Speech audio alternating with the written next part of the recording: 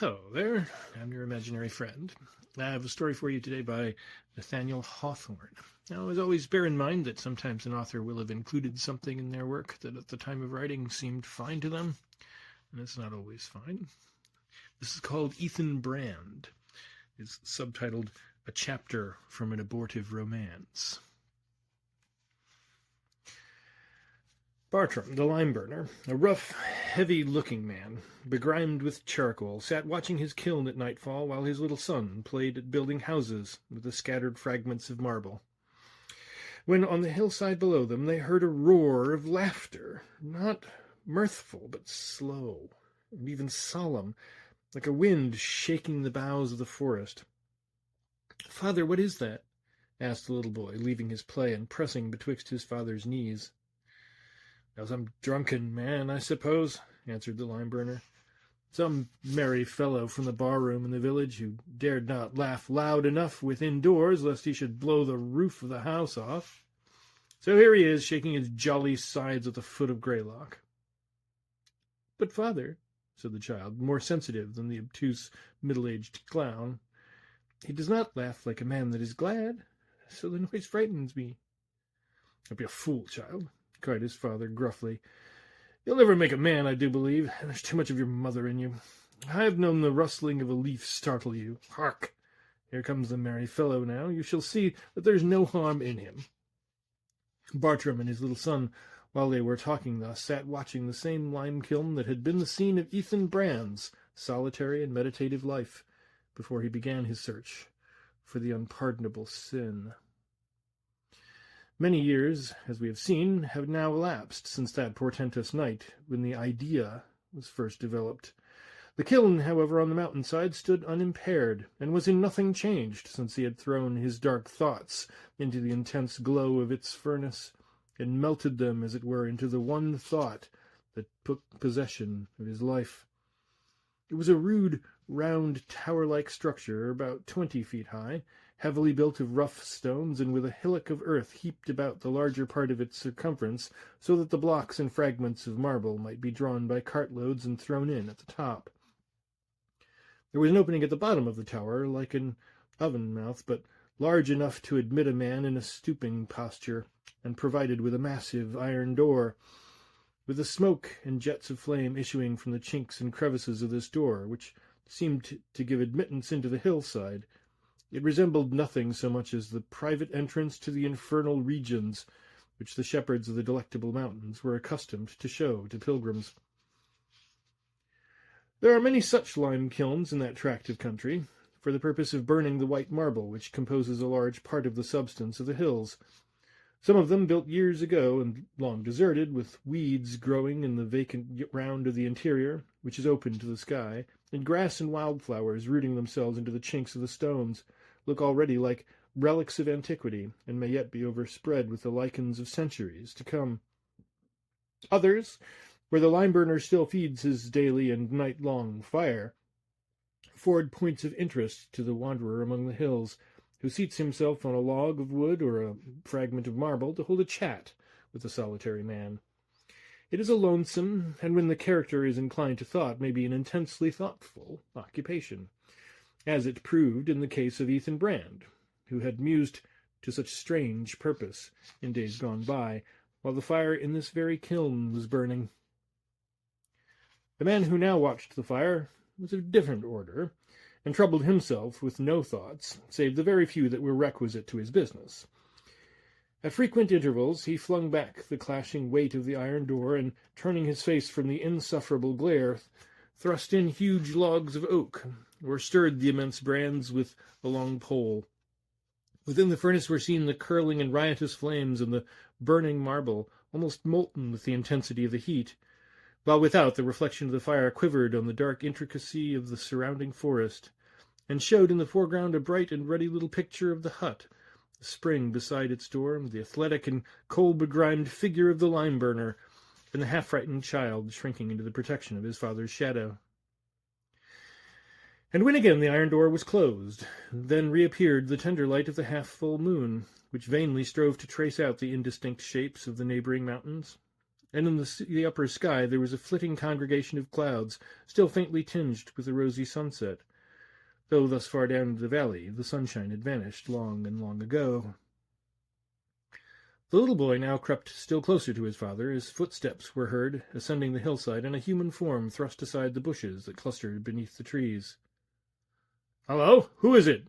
cried the lime-burner, vexed at his son's timidity, yet half infected by it. "Come forward and show yourself like a man, or I'll fling this chunk of marble at your head." "You offer me a rough welcome," said a gloomy voice, as the unknown man drew nigh. "Yet I neither claim nor desire a kinder one, even at my own fireside." To obtain a distincter view, Bartram threw open the iron door of the kiln, whence immediately issued a gush of fierce light that smote full upon the stranger's face and figure. To a careless eye there appeared nothing very remarkable in his aspect, which was that of a man in a coarse brown country-made suit of clothes, tall and thin, with the staff and heavy shoes of a wayfarer. As he advanced, he fixed his eyes, which were very bright, intently upon the brightness of the furnace, as if he beheld, or expected to behold, some object worthy of note within it. "Good evening, stranger," said the lime-burner. "Whence come you, so late in the day?" "I come from my search," answered the wayfarer, "for at last it is finished." "Drunk or crazy," muttered Bartram to himself. "I shall have trouble with the fellow. The sooner I drive him away, the better." The little boy, all in a tremble, whispered to his father, and begged him to shut the door of the kiln, so that there might not be so much light, for that there was something in the man's face which he was afraid to look at, yet could not look away from. And indeed even the lime-burner's dull and torpid sense began to be impressed by an indescribable something in that thin, rugged, thoughtful visage, with the grizzled hair hanging wildly about it, and those deeply sunken eyes, which gleamed like fires within the entrance of a mysterious cavern. But as he closed the door, the stranger turned towards him, and spoke in a quiet, familiar way that made Bertram feel as if he were a sane and sensible man after all. "Your task draws to an end, I see," said he. "This marble has already been burning 3 days. A few hours more will convert the stone to lime." "Why, who are you?" exclaimed the lime-burner. "You seem as well acquainted with my business as I am myself." "And well I may be," said the stranger, "for I followed the same craft many a long year, and here too on this very spot. But you're a newcomer in these parts. Did you never hear of Ethan Brand?" "The man that went in search of the unpardonable sin?" asked Bartram with a laugh. "The same," answered the stranger. "He has found what he sought, and therefore he comes back again." "What? Then you are Ethan Brand himself?" cried the lime-burner in amazement. "I am a newcomer here, as you say, and they call it 18 years since you left the foot of Greylock. But I can tell you the good folks still talk about Ethan Brand in the village yonder, and what a strange errand took him away from his lime-kiln. Well, and so you have found the unpardonable sin?" "Even so," said the stranger calmly. "If the question is a fair one," proceeded Bertram, "where might it be?" Ethan Brand laid his finger on his own heart. "Here," replied he.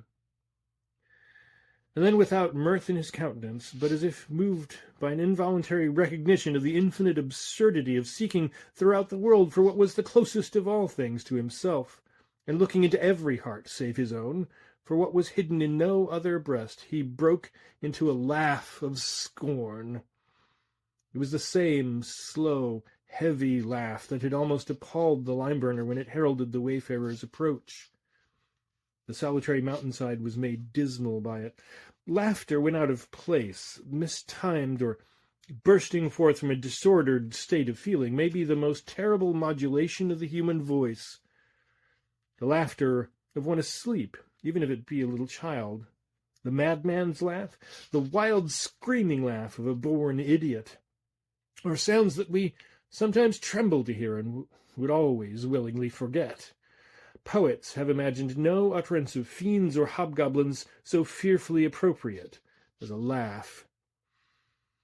and even the obtuse lime-burner felt his nerves shaken as this strange man looked inward at his own heart and burst into laughter that rolled away into the night and was indistinctly reverberated among the hills.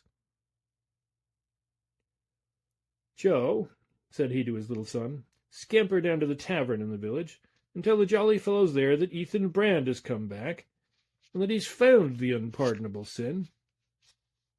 The boy darted away on his errand, to which Ethan Brand made no objection, nor seemed hardly to notice it. He sat on a log of wood, looking steadfastly at the iron door of the kiln.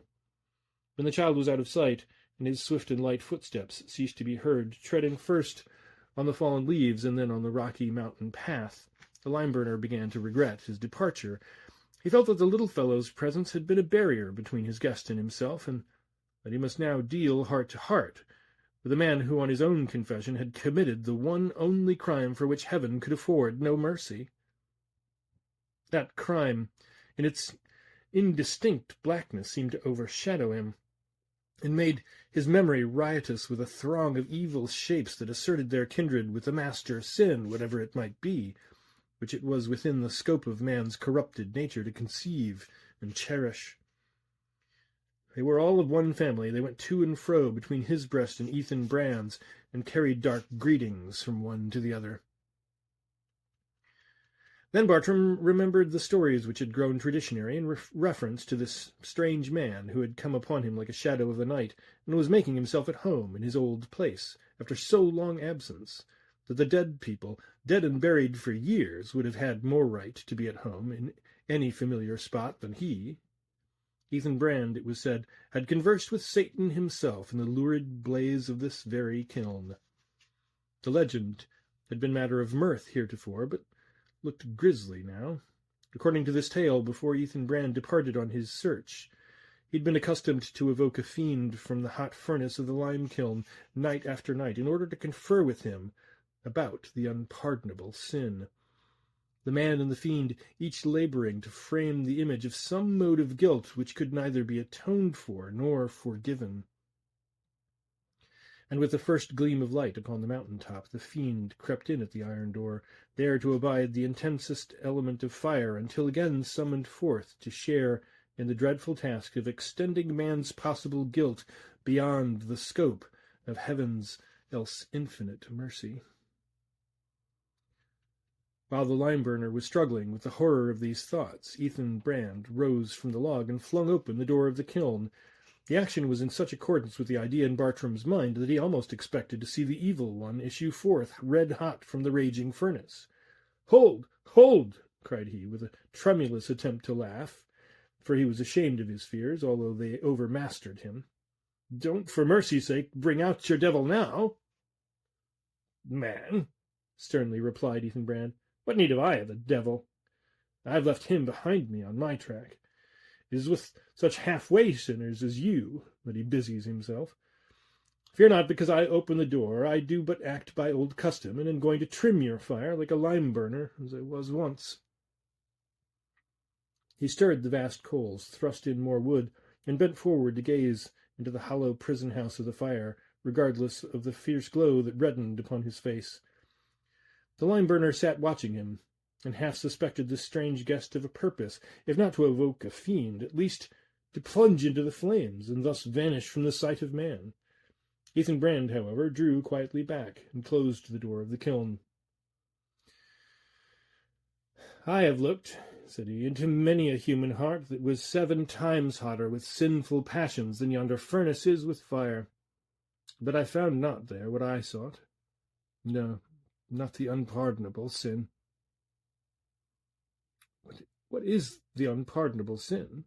asked the lime-burner, and then he shrank farther from his companion, trembling lest his question should be answered. "It is a sin that grew within my own breast," replied Ethan Brand, standing erect with a pride that distinguishes all enthusiasts of his stamp. "A sin that grew nowhere else. The sin of an intellect that triumphed over the sense of brotherhood with man and reverence for God, and sacrificed everything to its own mighty claims. The only sin that deserves a recompense of immortal agony. Freely were I to do it again, would I incur the guilt. Unshrinkingly, I accept the retribution." "A man's head is turned," muttered the lime-burner to himself. "He may be a sinner like the rest of us, nothing more likely, but I'll be sworn he's a madman, too." Nevertheless, he felt uncomfortable in his situation, alone with Ethan Brand on the wild mountainside, and was right glad to hear the rough murmur of tongues and the footsteps of what seemed a pretty numerous party, stumbling over the stones and rustling through the underbrush. Soon appeared the whole lazy regiment that was wont to infest the village tavern, comprehending 3 or 4 individuals who had drunk flip beside the barroom fire through all the winters, and smoked their pipes beneath the stoop through all the summers, since Ethan Brand's departure. Laughing boisterously and mingling all their voices together in unceremonious talk, they now burst into the moonshine and narrow streaks of firelight that illuminated the open space before the lime-kiln. Bartram set the door ajar again, flooding the spot with light that the whole company might get a fair view of Ethan Brand, and he of them.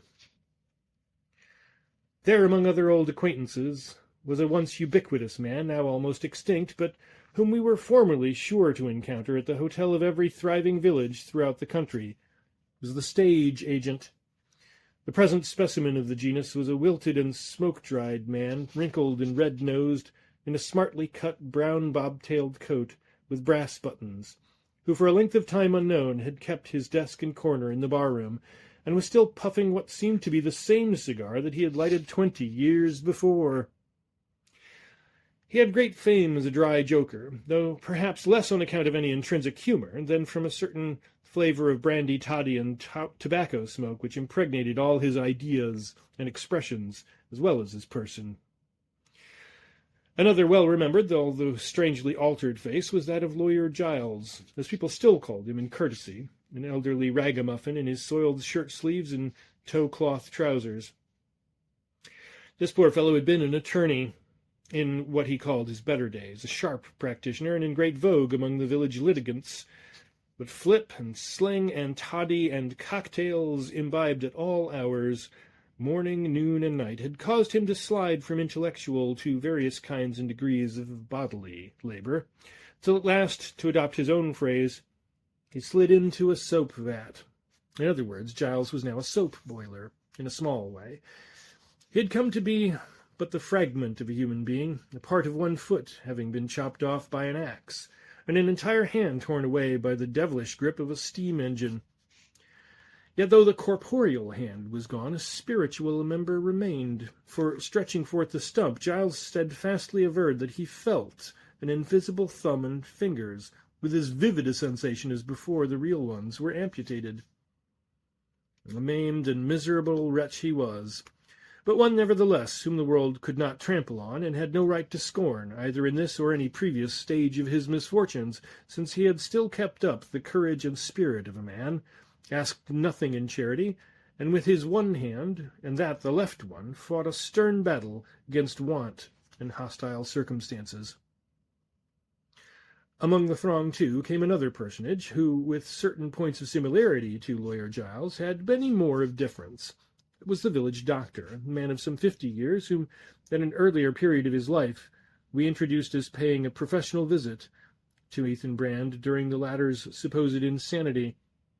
He was now a purple-visaged, rude and brutal, yet half-gentlemanly figure, with some wild, ruined, and desperate in his talk, and in all the details of his gesture and manners. Brandy possessed this man like an evil spirit, and made him as surly and savage as a wild beast, and as miserable as a lost soul.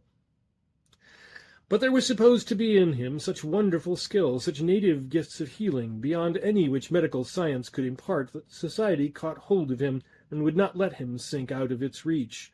So, swaying to and fro upon his horse, and grumbling thick accents at the bedside, he visited all the sick chambers for miles about among the mountain towns, and sometimes raised a dying man as it were by miracle, or quite as often, no doubt, sent his patient to a grave that was dug many a year too soon. The doctor had an everlasting pipe in his mouth, and as somebody said, in allusion to his habit of swearing, it was always alight with hell-fire. These three worthies pressed forward and greeted Ethan Brand, each after his own fashion, earnestly inviting him to partake of the contents of a certain black bottle, in which, as they averred, he would find something far better worth seeking than the unpardonable sin. No mind which has wrought itself by intense and solitary meditation into a high state of enthusiasm can endure the kind of contact with low and vulgar modes of thought and feeling to which Ethan Brand was now subjected. It made him doubt, and strange to say, it was a painful doubt, whether he had indeed found the unpardonable sin, and found it within himself. The whole question on which he had exhausted life, and more than life, looked like a delusion. "Leave me," he said bitterly, "you brute beasts, that have yourselves so shrivelling up your souls with fiery liquors. I've done with you. Years and years ago I groped into your hearts, and found nothing there for my purpose. Get ye gone."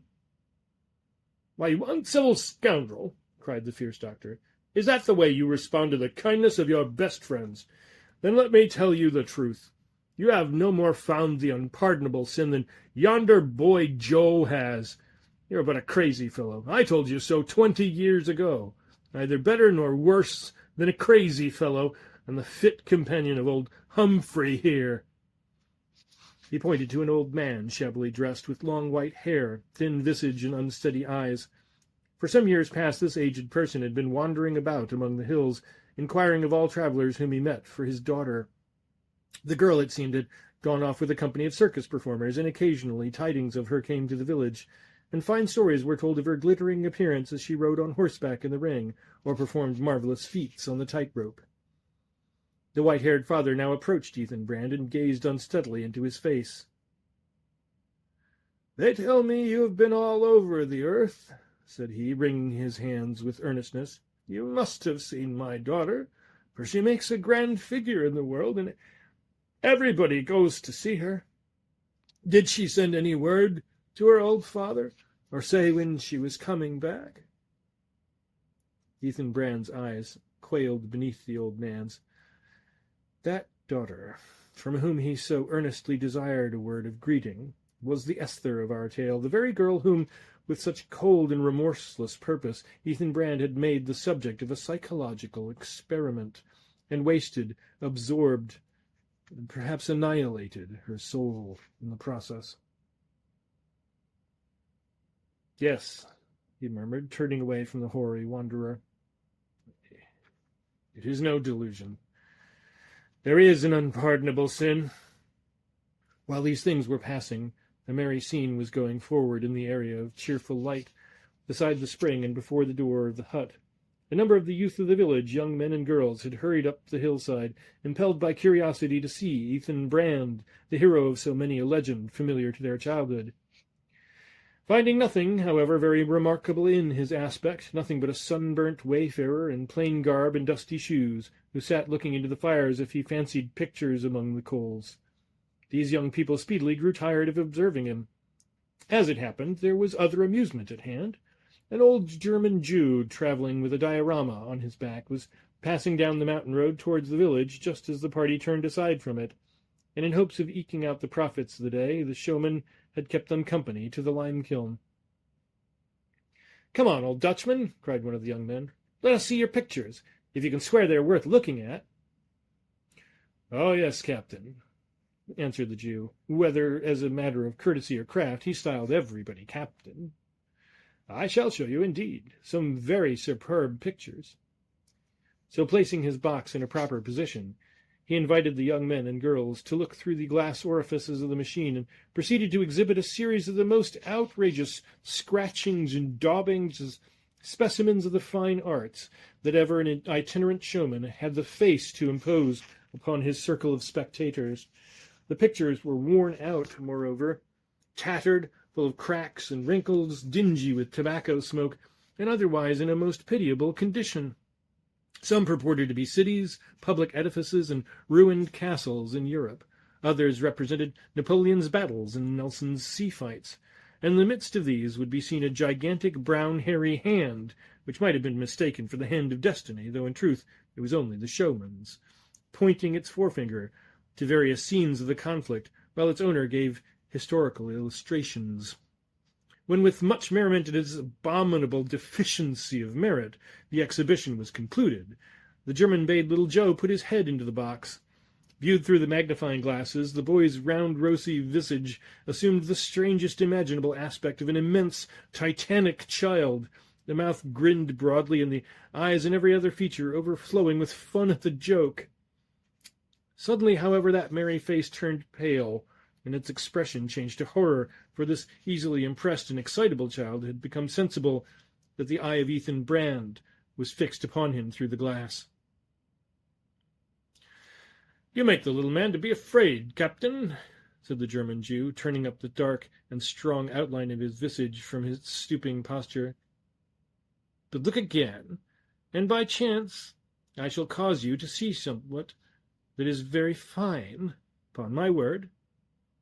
Ethan Brand gazed into the box for an instant, and then, starting back, looked fixedly at the German. What had he seen? Nothing, apparently, for a curious youth who had peeped in at almost the same moment beheld only a vacant space of canvas. "I remember you now," muttered Ethan Brand to the showman. "Ah, Captain," whispered the Jew of Nuremberg with a dark smile, "I find it to be a very heavy matter in my show-box, this unpardonable sin.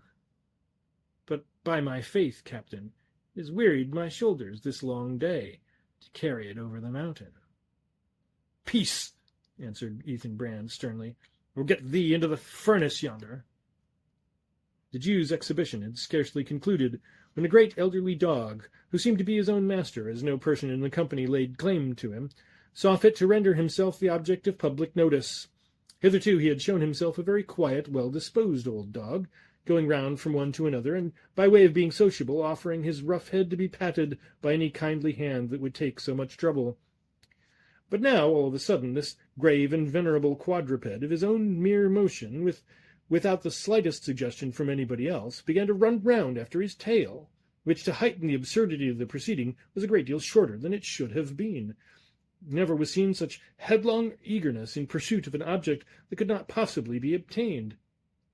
Never was heard such a tremendous outbreak of growling, snarling, barking, and snapping, as if one end of the ridiculous brute's body were at deadly and most unforgivable enmity with the other. Faster and faster round about went the cur, and faster and still faster fled the unapproachable brevity of his tail. And louder and fiercer grew his yells of rage and animosity, until, utterly exhausted and as far from the goal as ever, the foolish old dog ceased his performance as suddenly as he had begun it. Next moment he was as mild, quiet, sensible, and respectable in his deportment as when he first scraped acquaintance with the company. As may be supposed, the exhibition was greeted with universal laughter, clapping of hands, and shouts of encore, to which the canine performer responded by wagging all that there was to wag of his tail, but appeared totally unable to repeat his very successful effort to amuse the spectators. Meanwhile, Ethan Brand had resumed his seat upon the log, and moved, as it might be, by a perception of some remote analogy between his own case and that of this self-pursuing cur, he broke into the awful laugh, which more than any other token expressed the condition of his inward being. From that moment the merriment of the party was at an end. They stood aghast, dreading lest the inauspicious sound should be reverberated around the horizon, and that mountain would thunder it to mountain, and so the horror be prolonged upon their ears. Then, whispering one to another that it was late, the moon was almost down, that the August night was growing chill, they hurried homewards, leaving the lime-burner and little Joe to deal as they might with their unwelcome guest. Save for these three human beings, the open space on the hillside was a solitude, set in a vast gloom of forest. Beyond that darksome verge, the firelight glimmered on the stately trunks and almost black foliage of pines, intermixed with the lighter verdure of sapling oaks, maples, and poplars, while here and there lay the gigantic corpses of dead trees decaying on the leaf-strewn soil. And it seemed to little Joe, a timorous and imaginative child, that the silent forest was holding its breath until some fearful thing should happen. Ethan Brand thrust more wood into the fire and closed the door of the kiln. Then, looking over his shoulder at the lime-burner and his son, he bade rather than advised them to retire to rest. "For myself, I cannot sleep. said he. "I have matters that it concerns me to meditate upon. I will watch the fire, as I used to do in the old time." "And call the devil out of the furnace to keep you company, I suppose," muttered Bartram, who had been making intimate acquaintance with the black bottle above mentioned. "But watch if you like, and call as many devils as you like. For my part, I shall be all the better for a snooze. Come, Joe." As the boy followed his father into the hut, he looked back at the wayfarer, and the tears came into his eyes, for his tender spirit had an intuition of the bleak and terrible loneliness in which this man had enveloped himself. When they had gone, Ethan Brand sat listening to the crackling of the kindled wood, and looking at the little spirits of fire that issued through the chinks in the door. These trifles, however, once so familiar, had but the slightest hold of his attention, while deep within his mind he was reviewing the gradual but marvellous change that had been wrought upon him by the search to which he had devoted himself. He remembered how the night dew had fallen upon him, how the dark forest had whispered to him, how the stars had gleamed upon him, a simple and loving man watching his fire in the years gone by, and ever musing as it burned. He remembered with what tenderness, with what love and sympathy for mankind, and what pity for human guilt and woe, he had first begun to contemplate those ideas, which afterwards became the inspiration of his life. With what reverence he had then looked into the heart of man, viewing it as a temple originally divine, and, however desecrated, still to be held sacred by a brother. With what awful fear he had deprecated the success of his pursuit, and prayed that the unpardonable sin might never be revealed to him. Then ensued that vast intellectual development which in its progress disturbed the counterpoise between his mind and heart. The idea that possessed his life had operated as a means of education. It had gone on cultivating his powers to the highest point of which they were susceptible. It had raised him from the level of an unlettered labourer to stand on a starlit eminence, whither the philosophers of the earth, laden with the lore of universities, might vainly strive to clamber after him. So much for the intellect. But where was the heart? That, indeed, had withered, had contracted, had hardened, had perished. It had ceased to partake of the universal throb. He had lost his hold of the magnetic chain of humanity.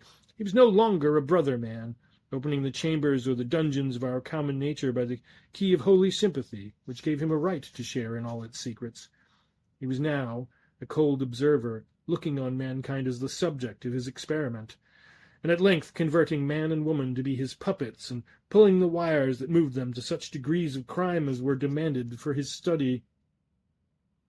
Thus Ethan Brand became a fiend. He began to be so from the moment that his moral nature had ceased to keep the pace of improvement with his intellect. And now, as his highest effort and inevitable development, as the bright and gorgeous flower and rich, delicious fruit of his life's labour, he had produced the unpardonable sin. "What more have I to seek? What more to achieve?" said Ethan Brand to himself.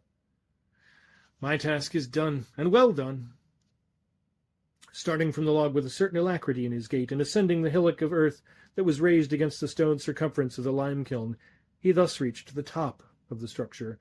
It was a space of perhaps 10 feet across from edge to edge, presenting a view of the upper surface of the immense mass of broken marble with which the kiln was heaped.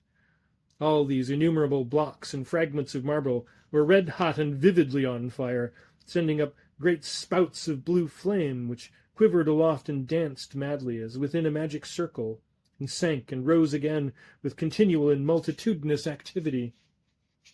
As the lonely man bent forward over this terrible body of fire, the blasting heat smote up against his person with a breath that it might be supposed would have scorched and shriveled him up in a moment. Ethan Brand stood erect, and raised his arms on high. The blue flames played upon his face and imparted the wild and ghastly light which alone could have suited its expression. It was that of a fiend on the verge of plunging into his gulf of immensest torment. "O Mother Earth," cried he, "who art no more my mother, and into whose bosom this frame shall never be resolved, O mankind, whose brotherhood I have cast off and trampled thy great heart, beneath my feet. O stars of heaven, that shone on me of old, as if to light me onward and upward, farewell all, and forever. Come, deadly element of fire, henceforth my familiar friend, embrace me as I do thee. That night the sound of a fearful peal of laughter rolled heavily through the sleep of the lime-burner and his little son. Dim shapes of horror and anguish haunted their dreams, and seemed still present in the rude hovel when they opened their eyes to the daylight. "Up, boy, up!" cried the lime-burner, staring about him. "Thank heaven the night is gone at last, and rather than pass such another, I would watch my lime-kiln wide awake for a 12-month. This Ethan Brand, with his humbug of an unpardonable sin, has done me no such mighty favour in taking my place." He issued from the hut, followed by little Joe, who kept fast hold of his father's hand. The early sunshine was already pouring its gold upon the mountain-tops, and though the valleys were still in shadow, they smiled cheerfully in the promise of the bright day that was hastening onward. The village, completely shut in by hills which swelled away gently about it, looked as if it had rested peacefully in the hollow of the great hand of Providence. Every dwelling was distinctly visible. The little spires of the two churches pointed upwards, and caught a foreglimmering of brightness from the sun-gilt skies upon their gilded weathercocks. The tavern was astir, and the figure of the old smoke-dried stage-agent, cigar in mouth, was seen beneath the stoop. Old Greylock was glorified with a golden cloud upon his head.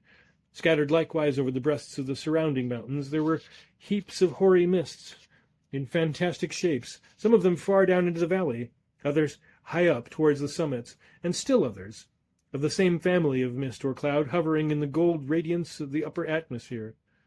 Stepping from one to another of the clouds that rested on the hills, and thence to the loftier brotherhood that sailed in air, it seemed almost as if mortal man might thus ascend into the heavenly regions. Earth was so mingled with sky, it was a daydream to look at it.